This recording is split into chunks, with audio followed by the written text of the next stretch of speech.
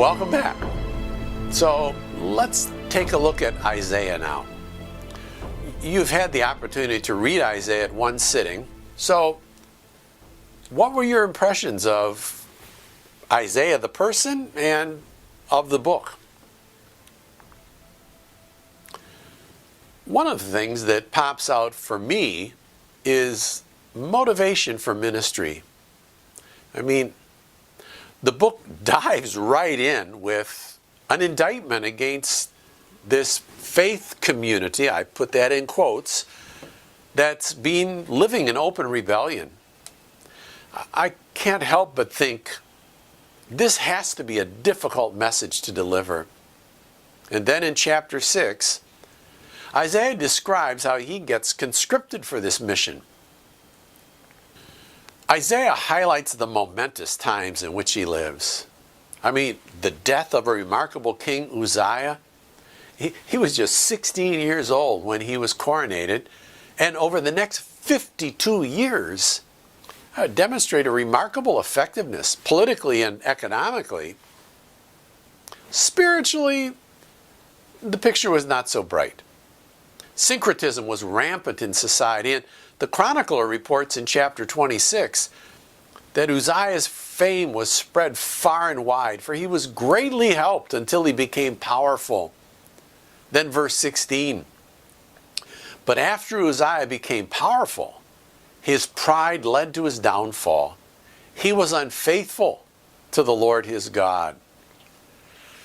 Well, Uzziah's pride led him to usurp priestly prerogatives at the temple, and you'll remember that one consequence was that Uzziah was stricken with leprosy, with which he suffered until he died. At the same time, there was an awareness of the growing threat from Assyria. I mean, can you imagine the angst that gripped the community? So, look back now at the text of Isaiah chapter 6 and try to put yourself in Isaiah's shoes as he sees the divine sovereign sitting on a throne high and lifted up. The train of his throne fills the temple, and Isaiah sees these seraphim responding in awe, with faces and bodies covered, calling out, Kadosh, Kadosh, Kadosh, Adonai Tzevaot. Holy, holy, holy is the Lord of the universe. So, what's Isaiah's response? He's under conviction. Look at the text, verse 5. Woe is me, for I am lost. And that's followed by a confession. I'm a man of unclean lips. I dwell in the midst of a people of unclean lips, for my eyes have seen the King, the Lord of the universe. But then what's reported in verses 6 and 7? Right. Cleansing. Isaiah, your guilt is taken away. Your sin atoned for, not swept under the rug.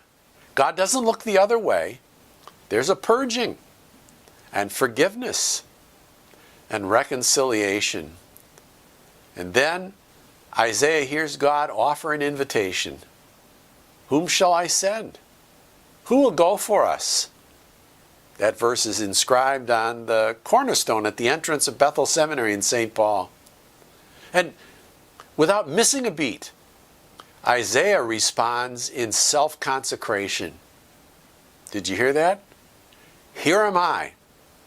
Send me. And then Isaiah receives his commission from God. Go, say to this people. There you have it. Isaiah's motivation for ministry.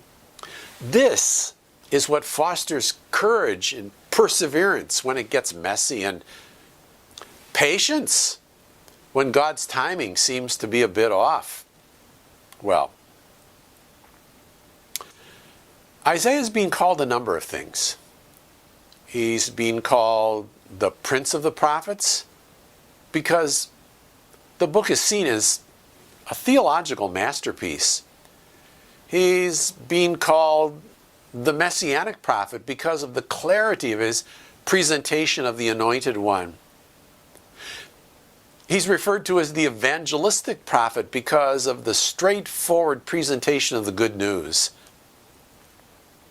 He's also called the international prophet because he understands and he teaches that the promised covenant is gospel for a full range of Gentile nations as well as for Israel and Judah.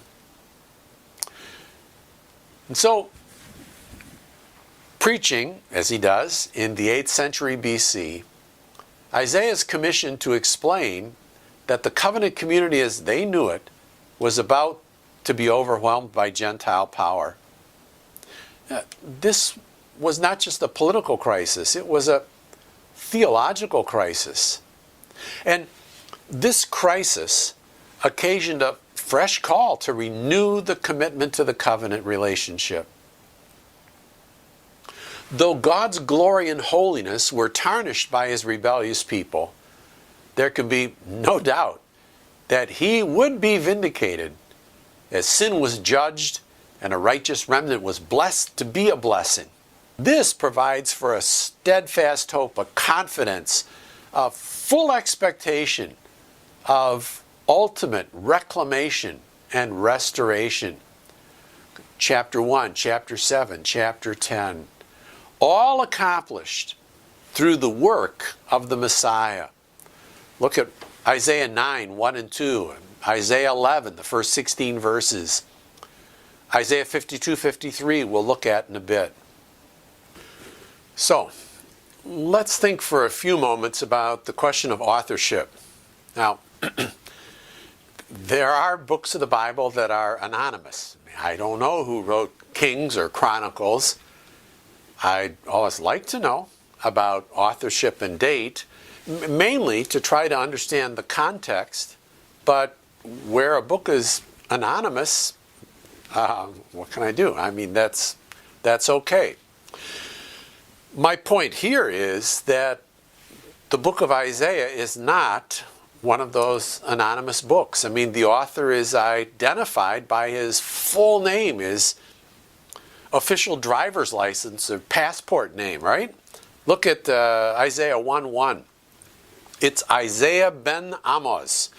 Ben Amoz is the Hebrew version of the Aramaic, like Bar Jonah. Remember Simon Bar Jonah?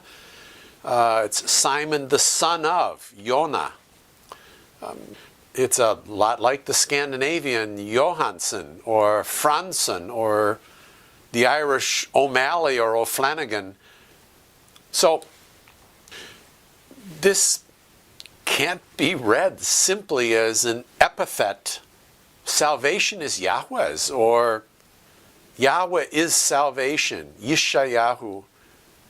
So check it out.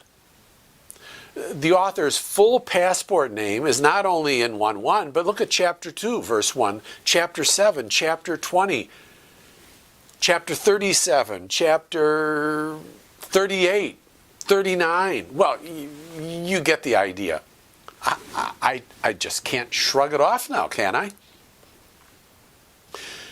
And the historical prophet is mentioned in 2 Kings 19 and 20, and 2 Chronicles 26 and 32, and then we go to the New Testament. 6 times in Matthew, twice each in Mark and Luke, 4 times in John, 3 times in Acts, 5 times in Romans. There was an historical Isaiah. So I still come back to the question, so what? What difference does it make whether one holds to one author of Isaiah or 2 or 3 or more? What are the key issues? That's what we'll take up next time. See you in a bit.